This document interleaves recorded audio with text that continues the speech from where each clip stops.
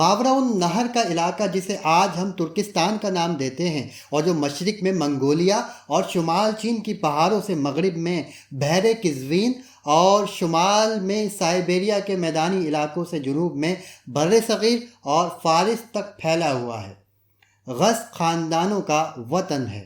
اس علاقے میں اس خاندان کے بڑے بڑے قبائل رہائش پذیر تھے اور ترک یا اتراک کے نام سے پہچانے جاتے تھے۔ 6 صدی عیسوی کے نصف ثانی میں ان قبیلوں نے اپنے وطن اصلی کو خیر باد کہہ کر گروہ در گروہ ایشیائے کوچک یا ایشیائے مائنر کی راہ لی۔ مورخین ان کی اس نقل مکانی کی کئی توجیہات کرتے ہیں۔ بعض کا خیال ہے کہ اس کی وجہ اقتصادی بدحالی تھی۔ شدید قحط اور بڑھتی ہوئی آبادی نے انہیں ترک وطن پر مجبور کیا اور وہ ایسے علاقوں میں آ کر بسے جہاں وسیع چراگاہیں اور خوشحال زندگی کے اسباب وافر مقدار میں موجود تھے۔ بعض تاریخ نگاروں کا نقطہ نظر یہ ہے کہ اس نقل مکانی کے پیچھے سیاسی عوامل کار فرما تھے۔ ترکوں کو بعض ایسے طاقتور قبائل کی دشمنی کا سامنا کرنا پڑا جن کی طاقت اور تعداد ان سے کہیں زیادہ تھی، جیسے منگولیا۔ اس دشمنی سے بچنے کے لیے انہوں نے ترکستان کو چھوڑ کر ایک ایسے علاقے کی راہ لی جہاں وہ امن و آتشی کی زندگی بسر کر سکتے تھے۔ لہٰذا منگولیوں کی دشمنی سے بچنے کے لیے ان قبیلوں نے مغرب کی راہ لی اور دریائے جیہون کے قریبی علاقوں میں بس گئے، جہاں سے بعد میں وقتاً فوقتاً تبرستان اور جرجان آئے اور یہاں بود و باش اختیار کر لی۔ اس طرح ترک ان اسلامی علاقوں سے قریب ہو گئے جن کو مسلمانوں نے 21 ہجری 641 عیسوی میں معرکہ نہاوند اور فارس میں دولت ساسانیہ کے سقوط کے بعد فتح کیا تھا۔ 22 ہجری کو اسلامی فوجوں نے باب کے علاقوں کی طرف پیش قدمی کی تاکہ ان علاقوں کو فتح کرے۔ یہ وہ علاقے تھے جن میں ترک سکونت پذیر تھے۔ اسلامی سپاہ کے سپہ سالار عبد الرحمن بن ربیعہ رضی اللہ تعالی عنہ نے ترکوں کے سردار شہر براز سے ملاقات کی۔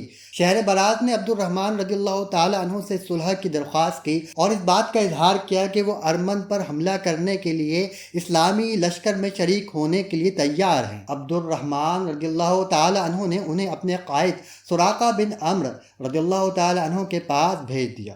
شہر براز نے سراقہ سے ملاقات کی اور ان سے اپنی خدمات پیش کرنے کے سلسلے میں بات کی۔ سراقہ نے ان کی پیشکش کو قبول کر لیا اور اس کے بارے میں ایک عریضہ حضرت عمر بن خطاب رضی اللہ تعالی عنہ کے نام تحریر کیا اور انہیں اس بارے میں اطلاع دی۔ حضرت عمر رضی اللہ تعالی عنہ نے بھی سراقہ رضی اللہ تعالی عنہ کی رائے سے اتفاق کیا اور اس کے بعد مسلمانوں اور ترکوں میں باقاعدہ معاہدہ طے پا گیا۔ یوں مسلمانوں اور ترکوں میں کسی قسم کی جنگ نہ ہوئی، بلکہ یہ دونوں لشکر ارمن پر حملہ آور ہوئے اور وہاں اسلام کی اشاعت ہوئی۔ اس کے بعد اسلامی لشکر فارس کے شمال مشرقی علاقوں کی طرف بڑھے تاکہ مسلمان لشکروں کے ہاتھوں دولت ساسانی کے سقوط کے بعد ان علاقوں میں الہی دعوت کی ترویج ہو سکے۔ یہ وہ علاقے تھے جہاں شمال کی طرف اسلامی سپاہ کے راستے میں سب سے بڑی رکاوٹ تھے۔ جب صلح کے معاہدے کی بدولت یہ مشکلات ختم ہو گئی تو ان علاقوں اور ملکوں تک پہنچنے کی راہ ہموار ہو گئی اور ترکوں اور مسلمانوں کے درمیان ربط و ضبط پیدا ہو گیا۔ ترک اسلامی تعلیمات سے بہت متاثر ہوئے اور اسلام قبول کر کے اسلام کی اشاعت اور غلبہ دین کے لیے مجاہدین کی صفوں میں شامل ہو گئے۔ خلیفہ راشد حضرت عثمان غنی رضی اللہ تعالی عنہ کے عہد خلافت میں تبرستان کا پورا علاقہ فتح ہوا۔ 31 ہجری کو اسلامی لشکر دریائے جیہون سے پار اترا اور ماوراء النہر کے علاقے میں پڑاؤ کیا۔ اس علاقے کے ترک جوگ در جوگ اسلام میں داخل ہوئے اور اسلام کا دفاع کرنے اور خدائی پیغام کو پوری دنیا میں پھیلانے کے لیے جہادی سرگرمیوں میں شریک ہو گئے۔ اس کے بعد بھی اسلامی لشکر کی پیش قدمی جاری رہی۔ حضرت امیر معاویہ رضی اللہ تعالی عنہ کے دور میں بخارا فتح ہوا۔ کامیابی و کامرانی کا یہ سلسلہ آگے بڑھا اور سمرقند بھی اسلامی قلمروں میں شامل ہوا، حتیٰ کہ اسلامی سلطنت کی سرحدیں وسیع سے وسیع تر ہوتی گئیں اور ایک وقت وہ بھی آیا کہ ماوراء النہر کے تمام علاقے اسلامی سلطنت کا حصہ بن گئے اور ان میں بسنے والے تمام ترک قبائل نے خالص اسلامی تہذیب و تمدن کو اختیار کیا۔ عباسی خلفاء عمرہ کے درباروں میں ترکوں کا اثر و نفوذ بڑھنا شروع ہوا۔ ہر شعبوں میں ترکوں کی ایک خاص تعداد دیکھی جانے لگی۔ فوج، کاتب اور حکومت کے دوسرے اعلیٰ مناصب، غرض یہ کہ کوئی ایسا شعبہ نہیں تھا جہاں ترک موجود نہ ہو۔ اپنی خداداد صلاحیتوں اور اخلاص کی بدولت انہیں بڑے بڑے مناصب پر فائز کیا گیا۔ جب عباسی خلیفہ تخت خلافت پر بیٹھا تو ترکی اثر و نفوذ کے سامنے اعلیٰ مناصب کے سب دروازے کھل گئے۔ بڑے بڑے منصب ترکوں کے سپرد ہوئے۔